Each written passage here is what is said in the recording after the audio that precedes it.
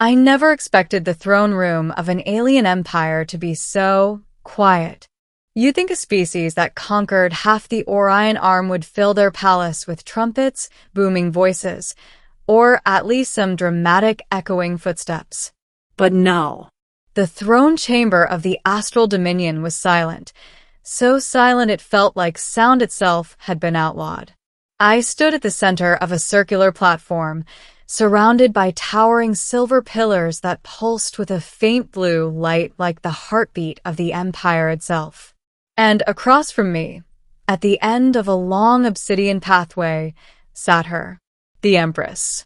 Tall, regal, terrifyingly beautiful in a way that transcended species. Her silver blue skin glowed softly beneath the floating lanterns. A crown of crystalline tendrils circled behind her head like a halo of living starlight.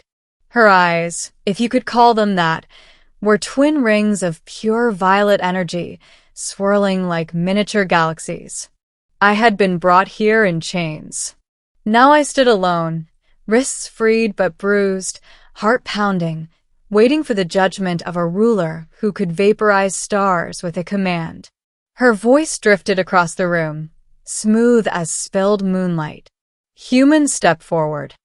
I swallowed hard. Here we go. Beginning the summons. My name is Marcus Hale, former engineering officer of the survey ship Vanguard, or as the Dominion classified me, Human Subject 47, Linguistic Anomaly. Why? Because somewhere during a routine mapping mission, we stumbled onto a hidden Dominion relay. When we intercepted a transmission meant only for Inner Circle royalty, it triggered an automatic retaliation.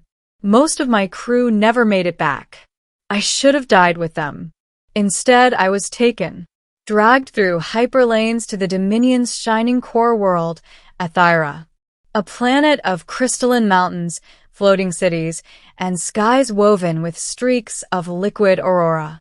Beautiful, if you ignored the militaristic precision and omnipresent drones. For weeks, I sat in a cold, glistening cell. Questions. Probes. Examinations. They weren't torturing me, they were studying me. Specifically, one question repeated through every interrogation. What did you hear in the transmission? But I didn't know. I couldn't decode it. Human ears weren't made for astral resonance languages. So naturally, they brought me to the one being who could read truth from the soul. The Empress herself. Her presence. As I walked down the obsidian path, every instinct screamed to stop. The air around her felt heavy, charged, as though gravity itself bowed in her presence. When she finally spoke, her voice wasn't loud. It simply existed everywhere. You are the first human to hear a message meant only for my bloodline. To understand why this is impossible, you must answer truthfully. Her violet eyes locked onto mine, and for a terrifying moment, I couldn't breathe.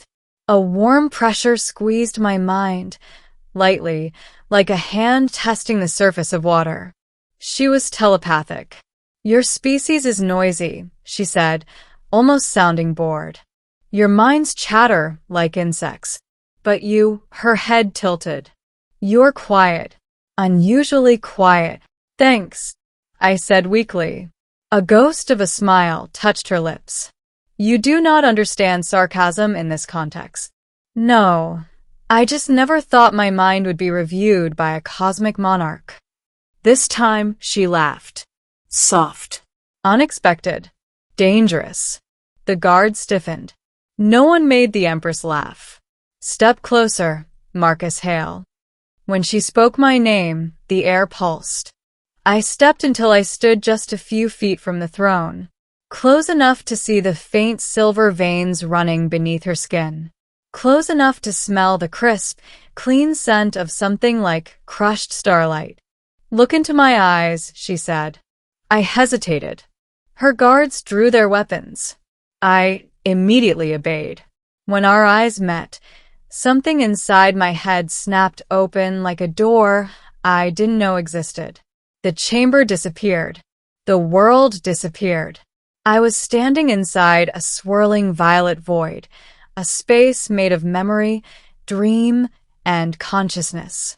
Her mind. My name is Empress Solaris Varen. Her voice echoed around me. You stand in the astral gaze, a plane where no lie survives.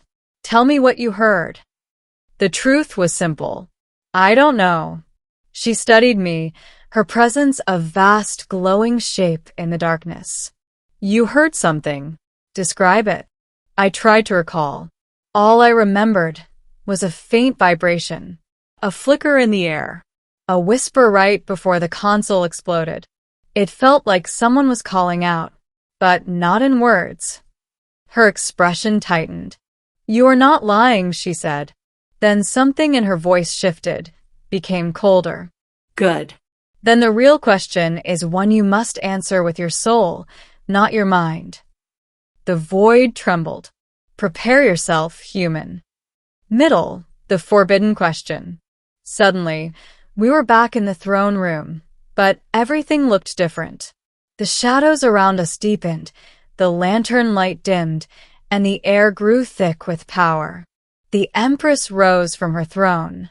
Guards gasped. No one had seen her stand for a foreigner. Ever. She descended the steps like gravity didn't apply to her. Each step echoed like a heartbeat. When she stopped before me, she was close, dangerously close. Her presence pressed against me like an ocean current.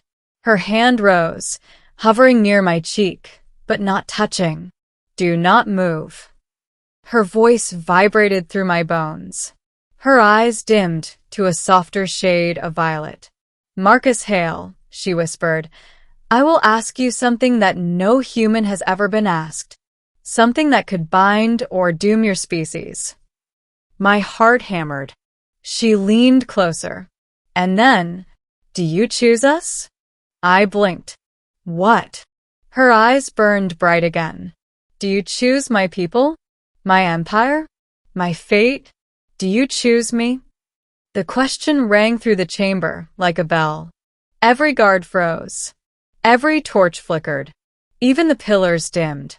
It was clearly not a question meant for any human, or any outsider at all. I was trembling. The question wasn't innocent. It wasn't romantic. It wasn't political. It was cosmic. An ancient dominion right. A binding vow. A metaphysical contract forged between souls. One that transformed the chosen into something more, something connected to the royal bloodline itself. If I said yes, I wouldn't just become an ally. I would become hers. Her guardian. Her anchor. Her chosen counterpart in the cosmic web of power. Why me? I whispered, throat dry. The Empress looked away, visibly troubled. For thousands of years, she said, only Astralborn could withstand the gaze. No outsider has ever survived. But when I touched your mind for a moment, I saw nothing. No fear. No chaos. Just clarity. She stepped closer. When you heard my bloodline's signal, you survived. Humans should not survive it. They should collapse. Fade. Burn. Her hand hovered over my heart, just inches away. But you did not. Instead, the signal resonated. What does that mean? Her voice dropped to a whisper. It means you are compatible with the astral gaze. You can withstand my presence, not just my power. Humans were never meant to do this. A pause. Marcus Hale, do you realize what that means? I'm guessing trouble. Or destiny. We stared at each other, the silence pulsing like a second heartbeat. Then she spoke the forbidden words again, this time softer, almost vulnerable. Human, do you choose me? My answer. It would have been easy to joke, easy to panic, easy to run. But as I looked into her swirling star eyes, something inside me shifted. I saw her, not the Empress, not the ruler, not the cosmic entity. I saw the woman who carried the weight of an empire alone. A woman who had never been able to ask someone this question without breaking them. Someone finally strong enough to stand before her and still meet her gaze. Slowly, I raised my hand and placed it over my heart. I don't know what choosing you means, I said, but I'll face it. With you. The room shook. Her pupils widened into infinite spirals. She inhaled sharply, almost a gasp. You said yes. I did. The rite must be completed, she whispered. What rite? Before I could react, her hand pressed lightly, so lightly, against my chest. A blinding jolt of energy erupted through my body. My knees buckled. My vision fractured. The world spun. I saw stars collapse. I saw galaxies bloom. I saw her face, sorrowful, powerful, eternal. And then, everything went black, ending the new bond. I woke up in a bed. A very soft bed. Silk sheets. Floating lanterns. A window overlooking a golden nebula. A voice spoke beside me. You live. I turned my head. The Empress sat in a chair next to the bed, closer and more relaxed than I had ever seen her. No crown. No armor. Just a shimmering robe of pale light.